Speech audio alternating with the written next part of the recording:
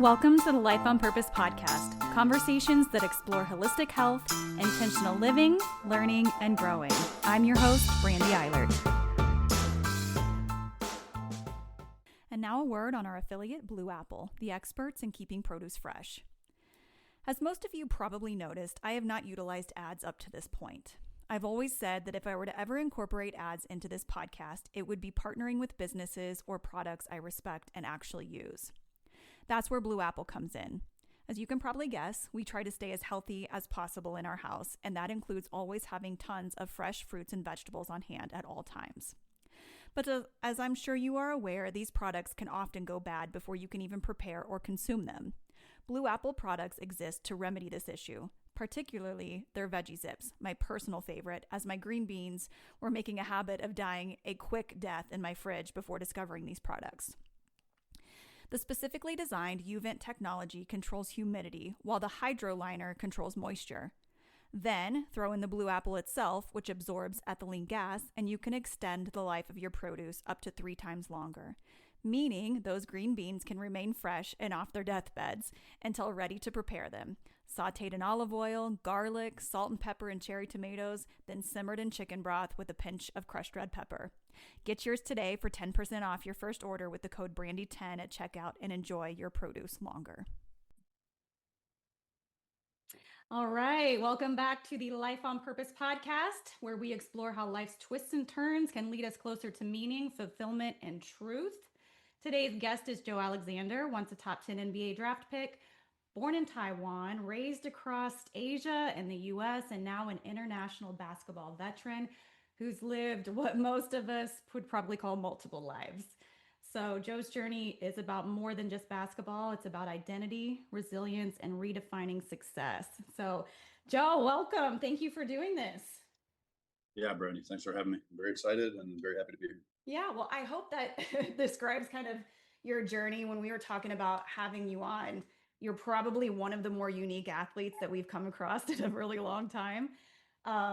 Your story is very interesting as far as kind of where you started. So born internationally, played in college at WVU, drafted into the NBA, short stint there, and then have played internationally for a very long time. So what year are you on right now? So I first played pro in 2008. So I'm in I would be 18, I think. Yeah, we were just talking off camera. Our oldest son, who's 17, he's a senior this year. We have a picture of him. He was born the year you were drafted. We have a picture of him and your jersey that we have in our house. It's kind of one of those, like, you realize like how old you are. One of those moments. Amazing. Yeah. Yep. I'll send it to you. It's amazing. Very cool. Yeah. I mean, when you start measuring your memories in decades, you definitely start to feel old. Right. So you have a very international experience. Can you talk just a little bit about how that shaped you from, I mean, how long were you, because you were born in Taiwan, raised in China, came to Maryland, right? So what's that story like? Where did basketball play a part? Sure. So what most people in the basketball world don't know is that I'm basically an international player, which incidentally is why I became a good player. I didn't grow up in America. And that happened because I was born in Taiwan and then moved to mainland China, then to Hong Kong. And I basically spent most of my youth traveling back and forth between America and China. But the predominant place where I was shaped as a player in person was mainland China, was Beijing. Yeah. So I don't really have like cultural roots in America the way that most kids do. Right. And from a basketball standpoint, that really helped me a lot. From a personal standpoint, has a whole host of other implications. But yeah, I'm very much an international kid. So how are sports, especially basketball, different in China? Because again, I can only shape, my view of the sport and that world from like kids here, right? And I've done episodes. Josh and I did an episode on youth sports, specifically here, and a whole host of issues that come with that. But how is that different in China and all of the other places that you were kind of growing up with the sport? How did that inform kind of? Yeah. So I'll speak about it in terms of the system in China, then in my experience. So the Sure. system was that there was nothing. It was sort of the Wild West. It was a barren landscape without Mhm. a lot of structure. And you can sort of see that in how my game developed, and that I was not a very structured player. But I think it mostly shaped me because I was isolated. So the things that I did were very weird, from the drills to the mentality to the habits, to the way I interacted with coaches. Everything was strange about how I played. And in Mhm. basketball, that's beneficial. Right. Ultimately, when you want to get to the very top of any field, you want to be a competitive entity that nobody can read. And in Exactly. basketball, that applies sort of in the minutia of footwork as much as it does in just being a person who people can't get into their psyche, somebody who is perceived as an outsider, as a weirdo. It's all helpful to you. So that really helped to shape me. And then combining that with the fact that I looked like an American, Yeah. it all made this like just this amazing soup of like a weird basketball player that we don't know, we can't put our finger on him. And Right. so that really helped me a lot. It's interesting that you say that that helped you because I think anybody else would that isolation or being kind of the odd man out might mentally mess someone up. Like, how did you Mm-hmm. it? Because again, when you think of Joe Alexander and anybody who knows you or has watched you for a period of time, um, knows that kind of your mentality and you're kind of a mental beast a little bit. Like it's a part of who you are. So was Mm. that part of that process of kind of shaping that I'm an odd man out. I have to think differently, act differently, be different than everybody else. Well, I mean, I think the cornerstone of development in basketball is every single day, though you are plugged into a system, is being able to tell yourself, I refuse to become like the people who are around me. Yeah. And that includes the great players around me. And that's an exercise you have to do every single day Mm-hmm. so that you can differentiate yourself and grow faster than everyone else around you. And that's easier when you already come from a foundation of isolation. So I think my early isolation really prepped me to become an outsider, to be Mm-hmm. comfortable with it, and then sustain it when I was in systems that I should have really been excited to be in. You know, Right. I'm at West Virginia. I should be so excited. I'm with John Beeline. I should be so excited. But I already had the habit of saying, I'm not going to become like these people. I'm going to be my own man and my own player, and I'm going to have my own systems. And I think that isolation, you use the word like mental beast. I Yeah. think really the only path in my experience to becoming like a really mentally strong player is to go Mm-hmm. through a period of isolation. I think it destroys you in a way that allows you to sort of be reborn as somebody totally new. Yeah. So I no, and I see that. And do you feel like that started very very early on? Did you recognize it kind of early on that that's how you needed to operate or wanted to operate, like from a yes, very young age? yes. So Yeah. it crept into my consciousness around the age of 9, by Really? some Okay. stroke of luck. Yeah, well, I was isolated, um, involuntarily. So I was in Sure. China, away from family members, away from my mother, away from core members of my support system. And as a 9-year old, those effects go unnoticed to yourself. But Right. the space that I noticed them in was that when I pushed that isolation further, I'm a better competitor, and I can sustain longer workout periods. Right. And so I then realized that that's what I needed to lean into. And when I experimented with it and tried to engage socially and quell my isolation, I realized I can't compete at the same level, nor can I work out at the same level. So I said, okay, it's clear what I need to do. It's isolation. So How do you relate that to life then? Because um you know, it's crazy. Some of the greatest life stories come out of sports, and I don't think I quite appreciated that as much as I do now, being married to both a previous athlete and a college coach. Is mhm. that some of these strengths come out of some of the biggest failures, and I know that's been kind of a big theme in our life, kind of that isolation where you're just like it's you versus the world, it feels like, and you're competing against yourself. Um, Sure. how do you relate that to like who you've become as a person? Because I feel like some of those events, especially that isolation, Yep. form who you are now. Sure. I mean, getting that taste for isolation early really made me also crave losing. Hmm. And that's That's really interesting. antithetical. Yeah, that's Yeah. totally antithetical to what is taught to kids about sports and excelling. They're taught you should hate losing and love to win. But my sort of recipe for success has been to lean into losing and to really relish it Yeah. and to take it home with me and curl up in the fetal position and understand that losing is changing me and it's Hmm. helping me to grow. So again, I learned that from isolation. But I also you also well I also sort of realized along the way that isolation is a little bit of sort of the juvenile approach to um, finding a good circle of people. Oh, Isolation is sort of 100%. step one of that. It's like let's carve everything out of my life, empty everything, cut off my relationships, and see where that takes me. But eventually, you sort of realize, oh, that's only phase one. Right. Where phase two is, let's now fill that empty space with good people and the right people. So I, I don't think I've resonated with anything more. I completely understand that because, you know, I think so many of us reach a point of realization that okay, I'm just floating. I'm not being intentional about A, the people I have in my life, B, my habits, how I'm treating my health, the people around me, my spirituality, all of that. You have to be very, very, very intentional if you want to lead the kind of life or be the kind of athlete or be the success that you kind of that vision that you have for yourself. It has sure. to be very intentional.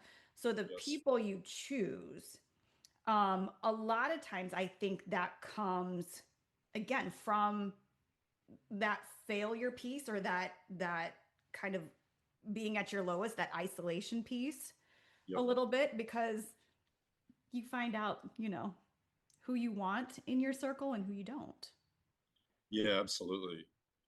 I mean, the being intentional obviously played a huge role in my life as well. I mean, the way that I've always approached that is that like my intentionality can only come in sort of spikes and spurts. I can't always be intentional. So what I try to do when I'm in my moments of intentionality is I try Yeah. to construct a good habitat. Mm-hmm. So this is sort of like one of my approaches in basketball since I was a kid was I say habitats, not habits. Right. And that the number one item on that list for habitats is the people around me. And so Okay. when it's time for me to get intentional, I get intentional about who I'm surrounded by Mm-hmm. because for the next 30 days when I'm not intentional, that circle that I'm surrounded by has a cascading effect for those 29 days, Sure. maybe more of an effect than anything else in my life. So What does that look like? What kind of people are we talking about? People who push you, who have an understanding of what your goals are, what your intentions are. What does that look like? So I think 99% of the time it's right back to gutting your circle, which is so nobody. So 99% of the time, I think as a teenager trying to play Yeah. sports, it's almost nobody. Um, but if you have to inject somebody, it's somebody that believes in you, because I think belief Yeah. in yourself is obviously it's very cliche, but it's very powerful, and you can actually suck that energy from somebody else. So Right. if you're surrounded by people who believe in you and give you positive, um, you know, pictures to paint about your future, it's very contagious. So those are good people to surround yourself by, obviously. And then I think the other obvious one is people who are working their tail off Right. and who don't talk about taking days off, don't talk about taking rest, don't talk about work-life balance.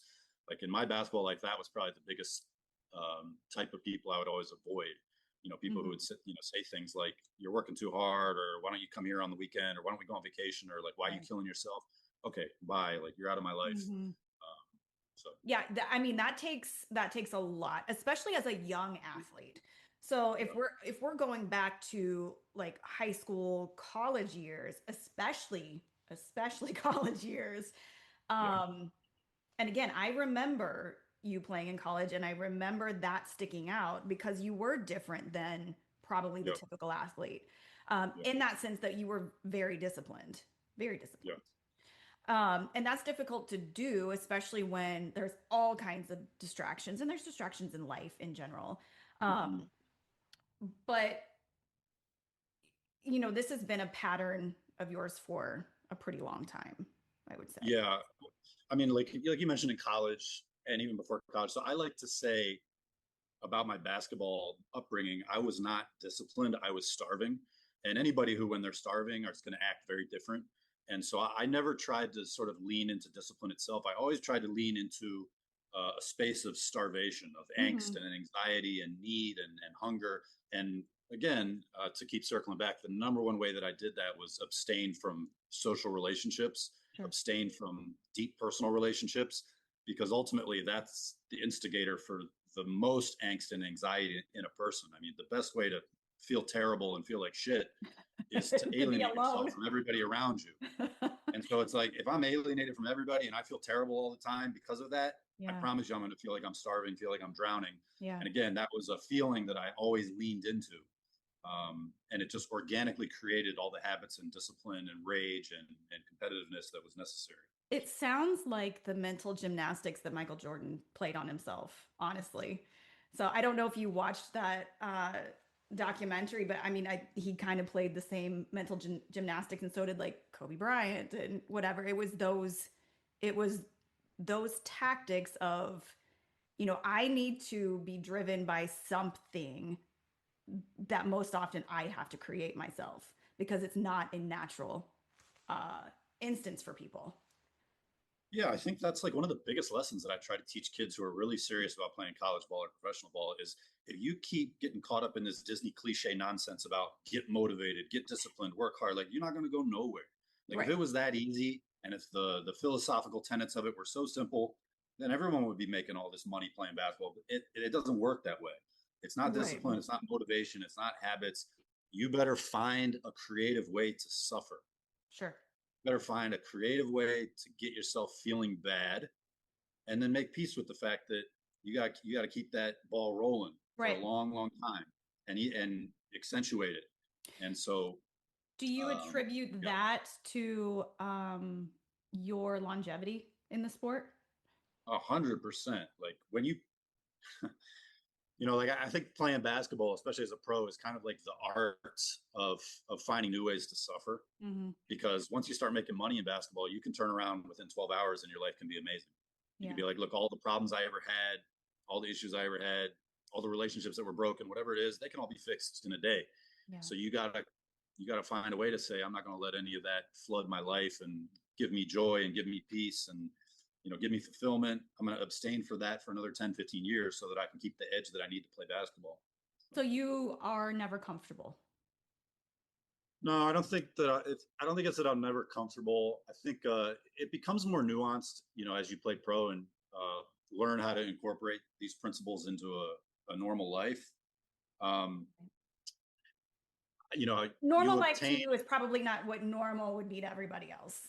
no, not at all. I mean, certainly not. But I will say that you learn to sort of allow yourself to be comfortable in lockstep with how good you become at basketball. Mm-hmm. So like as a professional, like you're literally like 100 times better than you were in college. Sure. So you're like, okay, I can afford a little bit of comfort here, because like as an example, in college, I never drank a drop of alcohol. I never partied and I had to because I wasn't good enough to Right. to do those things. Mm-hmm. But in my 30s, I can go out and drink a little bit when I'm 35 years old and Right. still perform as a professional athlete because you're a better player. So you can afford a few comforts, Sure. but as a teenager and as a early 20-year-old, you really can't.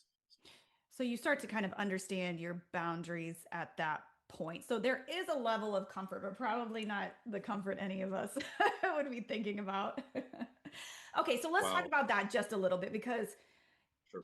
obviously something that's very dear to my heart, guests that I've had on here, we talk a lot about physical health Yep. and all kinds of directions that we take with that. However, when we're talking about athletes, I feel like athletes especially have to treat their bodies way differently than the average person. Sure. How do you see physical health, and I'm going to say this, and I don't mean this badly because I'm a little bit older than you, Yep. but athletes especially, they reach a point where their bodies are not operating. I mean, you hear like Aaron Rodgers talking about it, kind of, you know, coming up on that body not just operating the way that it used to. And what do Yeah. you have to do? Where is your focus as far as longevity goes, your physical health, all of that? Well, I think when kids decide they want to play professional basketball, they don't realize that being a basketball player is kind of like third on the list of what you're going to end up actually being. And Sure. number two on the list is probably being a doctor and a physical therapist. Right. So I'm a professional basketball player, but I'm really a PT, is Yeah. what I am. I'm a PT for myself. I go to practice, 2 hours, 2.5 hours a day. I work out by myself another 2 hours a day, but I do rehab for like 4 hours a day. Sure. I wake up 30 minutes on the roller before practice, after practice, those 30 minutes I'm in the tub. I'm, researching my injuries. So taking care of your body as a pro is just a nonstop job. But even in spite of that, you're Yeah. hurt all the time. Sure. I tell kids, professional athletes, 100% of them are hurt 100% of the time. Yeah. And that almost applies in college too. So like if you want to play pro, you're going to play hurt. Right. And yeah, you're right. Like there comes a point where your body doesn't work anymore. It's broken down. Like everyone in my life that's close to me asks me like, why are you always hurt? Always. And I have to tell them like, you will never understand the volume of work and stress that my body has been through over the last 30 years. You just Right. would never understand it. Like I think in 6 months, I probably put my body through what any normal person my age has gone through in the last 40 years. So Sure. Which would probably feel like a torture chamber to the average person. yeah, yeah. If they condensed all those injuries into 6 months, it'll be tough. Okay, so let me ask you this. If you were not an athlete, would physical health be important to you? Does your mind kind of operate on that level as well? Because I I mean, to feel like me, like, someone who's naturally disciplined, who can become an athlete that's been in the business as long as you have, that would be important anyway. well, like to me, physical health is really the marker of wealth, especially in 2025 and going forward for the next 2, 3 decades. I think how we got AI, we got phones, everyone's content, we got food, we got shelter. Planet is relatively safe and getting safer. And what's going to be the measure of wealth? Like I Right. believe that it's health, and I think especially our generation. Hmm. We're all going to look like we're 50 when we're 75, Right. and the generation after us is going to get even more extreme. And there's going to come a time when we all look in the mirror or look at ourselves in the gym at the exercise we're doing, and we're like, wow, the real boat to catch after the year 2000 was health, Yeah. physical health. And like for me in particular, like I'm retired, I don't play anymore, but I'm still in the gym like 4 hours, 3, 4 hours a day. Right. Because for me, health is number one. The way I eat, um, you know, what condition my body's in. I'm trying to live to 100. Yeah, it's interesting. I just did an interview actually with my doctor, who I see virtually because I love him so much. But he was an ER doc for 40 years, and then went and did an integrative medicine fellowship, and now he opened this clinic for integrative health and very like root cause medicine.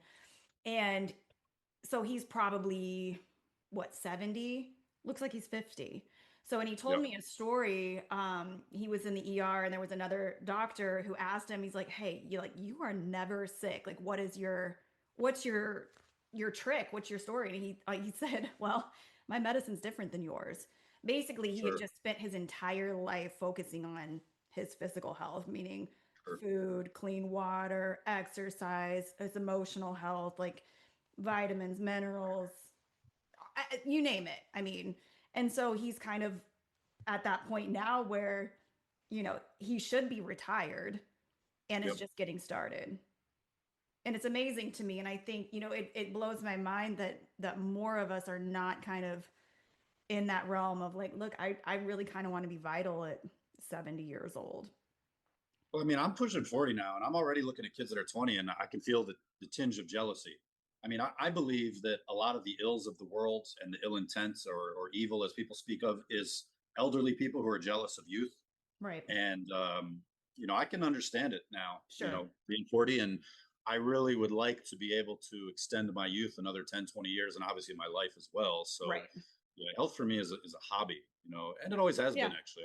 It was a big contributor to my athletic career, obviously. Oh, 100%. 100%. I mean, and I think, again, and also like having young kids, we talk about this all the time. We had two teenagers and then there's a big gap and we have a younger one. How we feel parenting that younger one versus, how we were with the older two, there's a difference. There's a Very definite different. difference in like Yes. energy and all of that. So, there's a lot of factors.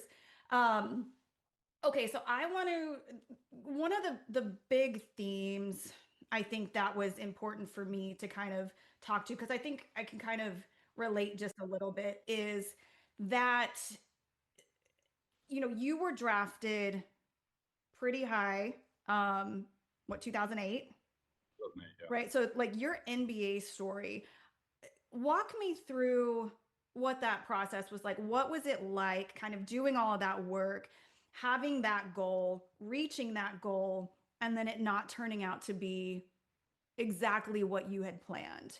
Because I think Sure. all of us, we have that human story, whether it's in athletics or life, or for us specifically, coaching, the lessons that can come out of your expectations not being met and it absolutely crushing you. And I shouldn't speak for you, I'm speaking for me Sure. and kind of, our end of things. But, what is kind of that life lesson in all of that for you? I think there's a lot that you can extract from, something like, well, a goal, expectations not meeting reality, Sure. but the NBA certainly is a big one. Yeah. And for me in my story, there was a big clash with expectations and reality, but I think Yeah. it never was in the way that is often framed. See, like for me, when I was growing up in basketball in China, nobody ever thought that I was going to play college basketball. And I was really a runt. I was skinny. I was small. I was weak. I was not competitive. I was Mhm. nobody. And nobody in the world believed that I could ever be a quality basketball player. Right. And for me, I used to say to myself every single day, I'm going to the NBA. And I would meditate, I would chant. I had a lot of rituals surrounding my goal. And my goal was to make it to the NBA. And I do believe very strongly in the power of words to shape your future. And Sure. for me, I believe that I got exactly what I deserved and what I wanted. And when I shook David Stern's hand when I got drafted, I felt like a sense of magic that I had spoken this into existence. Right. And now it's 17 years later, and I wish that I had set a higher goal. When I made it to the NBA, I had sort of achieved my goal, and I did sort of find myself like, well, what do I do next year? Yeah. Uh, it's a little bit difficult for people to understand who maybe grew up in America, but I didn't know anything about the NBA my whole life. I didn't know anything about college basketball either. And I just kind of had this really juvenile notion that if I get to the NBA, then everything is fine in life. And I've achieved the pinnacle of basketball success. I didn't even realize that there's like, okay, you could play in the NBA 10 years. Okay, you could become an all-star. You could become the MVP of the league. Like I never thought of anything like that before. Right. So when I went to the NBA, I was like, okay, I made it. That's it. I'm done. Good. Um, and I will say though that, more in general about expectations not meeting reality, in my experience, Mhm. have been the most painful times in my life. I do believe that that chasm between those two, that's like sort of where pain lives, Yeah. your expectations and then reality. But I also believe that in that chasm is an opportunity for you to understand what you always really wanted inside yourself. Right. And I'll unpack that a little bit here because when you set big goals for yourself, there's sort of this journey of wrestling with yourself internally and saying, do I really want this? Because you're like, well, I'm not doing the work. I'm not going to the gym. I'm not doing what I said I would. So maybe internally, I don't really want this. So you go on this path of trying to find out, what do I really want inside? And I think that when you hit that chasm of expectations versus reality, the space in between them represents how disconnected you were with who you are. Right. And so, like, I'm a firm believer that you get exactly what you want in life, but what you want at the deepest level. And it's sort of your job in the here and now to figure out what that is, to sit quietly and ask yourself, what do I Mhm. want at the deepest level? And not just form these, frivolous, spontaneous goals and say, I want to play in the NBA. It's like, no, you got to sit with yourself and understand, do I, Joe Alexander, really deep in my soul, really want that? Because if you don't, 10 years from now, you're going to find out there's a chasm between what you said you wanted and what you got. And my personal philosophy is that that thing that you got is actually what you wanted all along. So Yeah, that's kind of how and I approach it. And But I think when those two things don't align, you find out really quick, because then I think what I have found is that you reach kind of this spiritual crisis almost, because there is such a chasm between what you think you want, where you're at, and what you really want, but not meeting. I mean, that's not where those two things are aligning quite yet. And so having that internal dialogue, like you said, meditating on it, really asking yourself, is this really what I want, or is this what I think I'm supposed to want? Right? Because I mean, especially in sorry. basketball, I mean, you talk about everybody's goal is the NBA, but what does that really mean? Is that, do I fit there?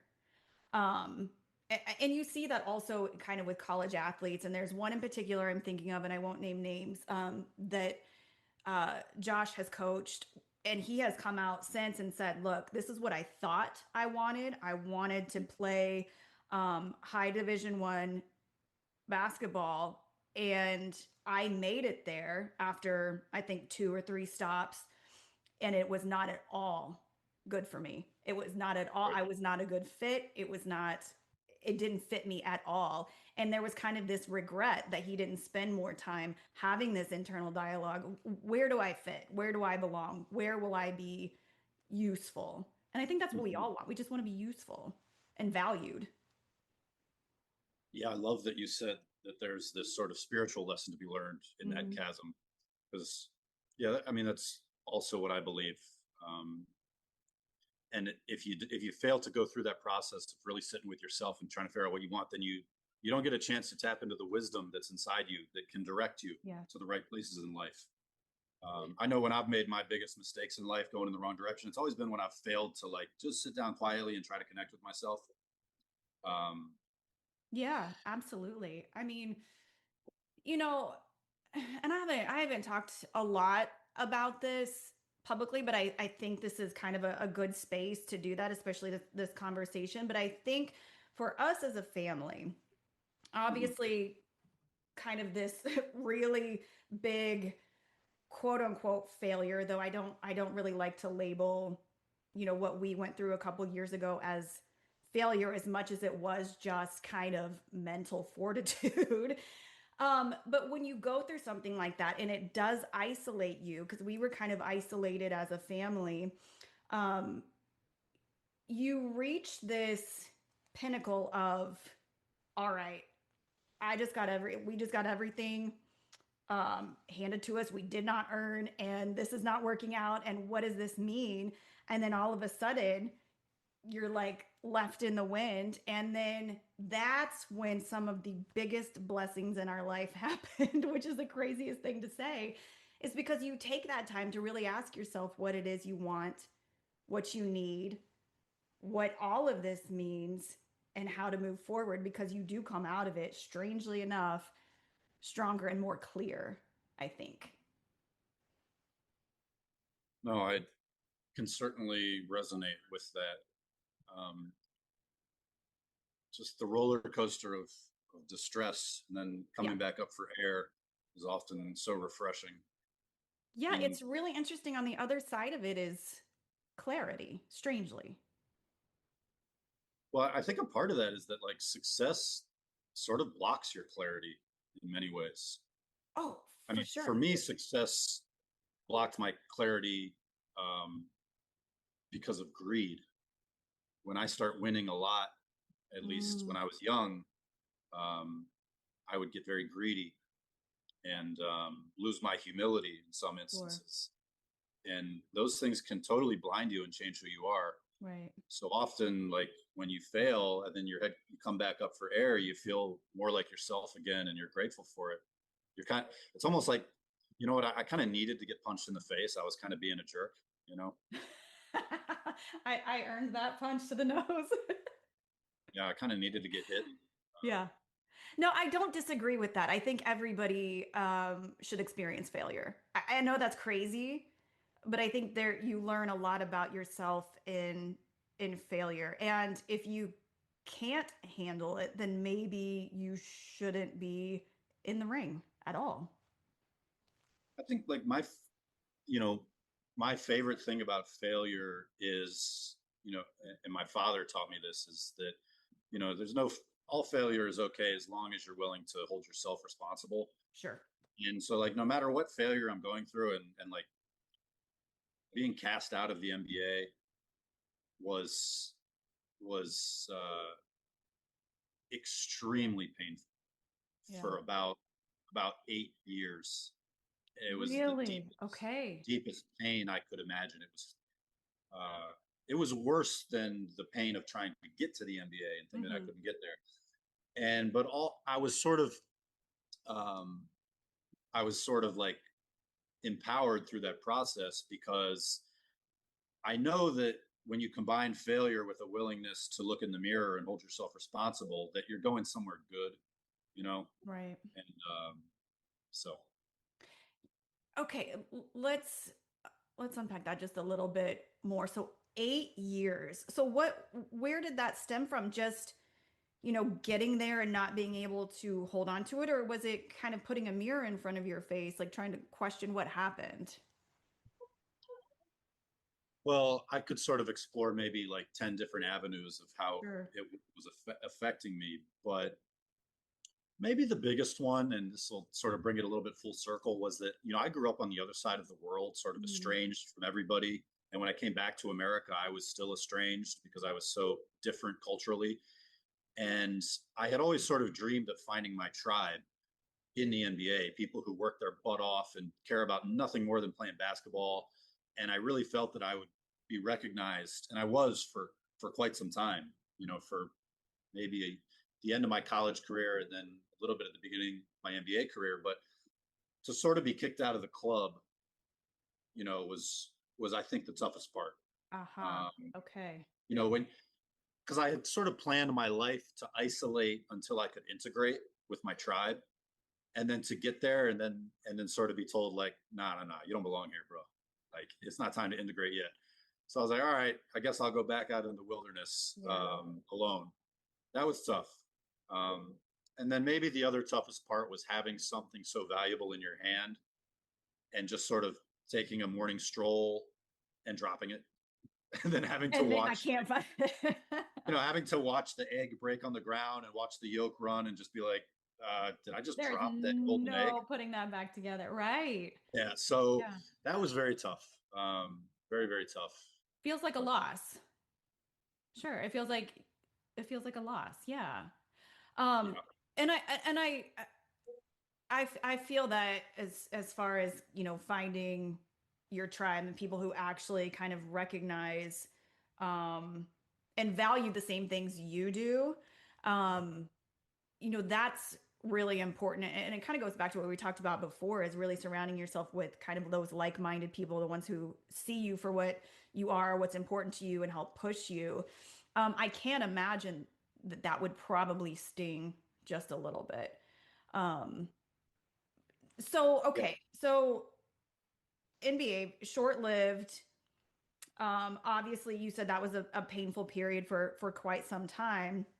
um, Playing overseas. So you were already an international minded person. Yep. At what point, and if at all, did did you see that fit as maybe a better fit for you than the NBA, or was it ever? Well, I mean, like I said earlier, I think you kind of get exactly what you want in life and what you ask for. And ironically, I had spent about 10 years before I went to the NBA in a particular meditation, which was A, I'm going to the NBA, and B, I'm willing to play 10 years in Europe to get it, Mm-hmm. which I didn't realize at the time it would work backwards.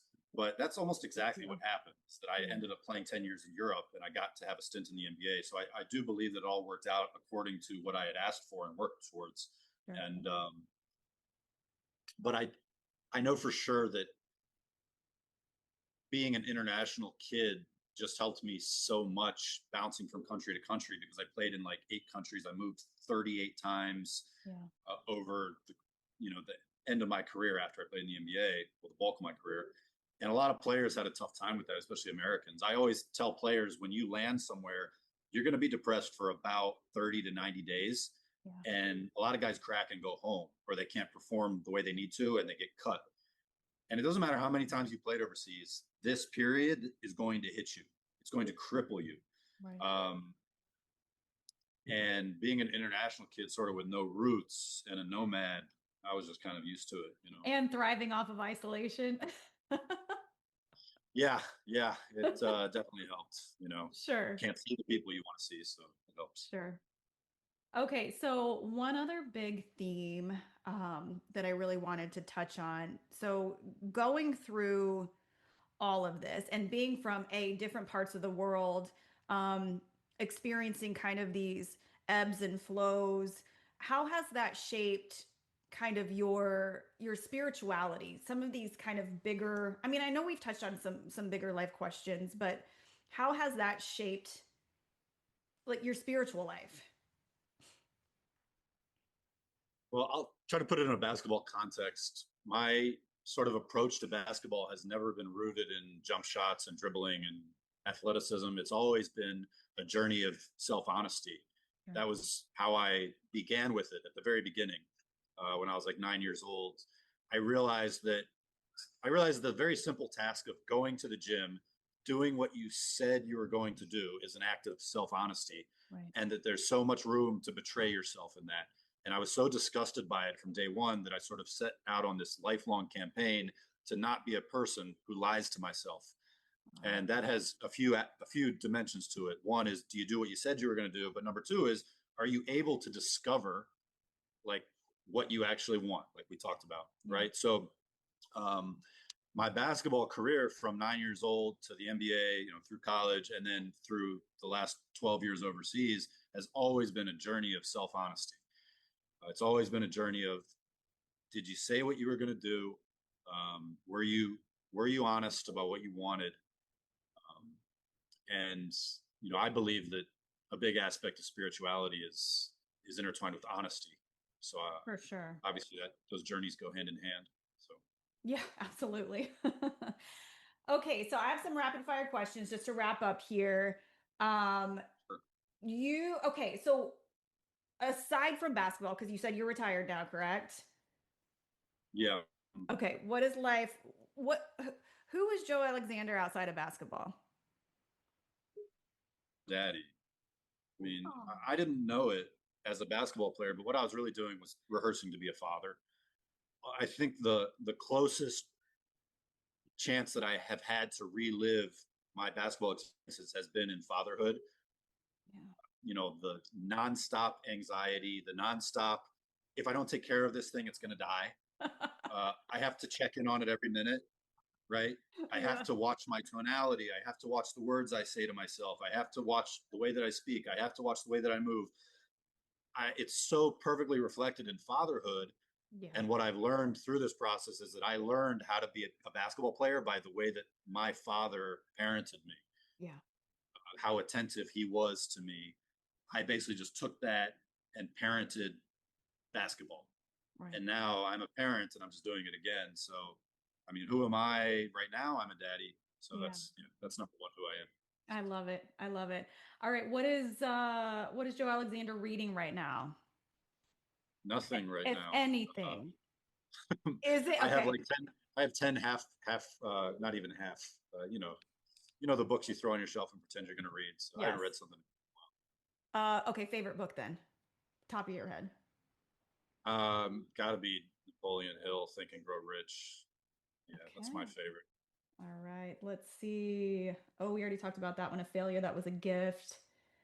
Um, a quote or mantra that grounds you off the top of your One head? more time, please. A quote or mantra that grounds you? Wow. Maybe off the top of my head, as within, so without. It's just like, your situation is a reflection of what's inside you, and nobody is to blame for your circumstances except for you. Love it. Let's see. People or person you most admire. So this one's I actually I put this one in last minute because I feel like you might not be the person who looks to other people to admire, but I wanted to see what you were gonna say. I mean, I got to be honest, I don't have like a person just that I think about and admire. I don't know. It's Yeah, just something. I figured as much, but I wanted to see if there was if I was wrong. I love to pull from people, but I can't think of one person that I Yeah. just follow like that. No, I kind of like that. Um, so I was a family photographer for many, many, many years before I kind of moved on from that. And there was a photographer who told me, I do not follow other photographers' work. I don't. I don't look at anybody else's work because I don't want to be influenced by what I think should be out there. I want to create what I want to create and what is inside of me, and I that stuck with me. Just for life in general, what feels right Yep. here, rather than what I think, other people want to see or what's out there, etc. I want to add something to that. I mean, Yeah. I think a piece of me recognizes that there are young players who look up to me, but I'm so flawed that I'm like, if you want to look up to me, just look up to a few little pieces of what I do on the court. But the majority of me is flawed. So I think I sort of project that onto other people that I look up to. I'll take a piece of you, but I know the most of you is quite flawed, Oh, like me. sure. Yeah. No, I love it. I love it.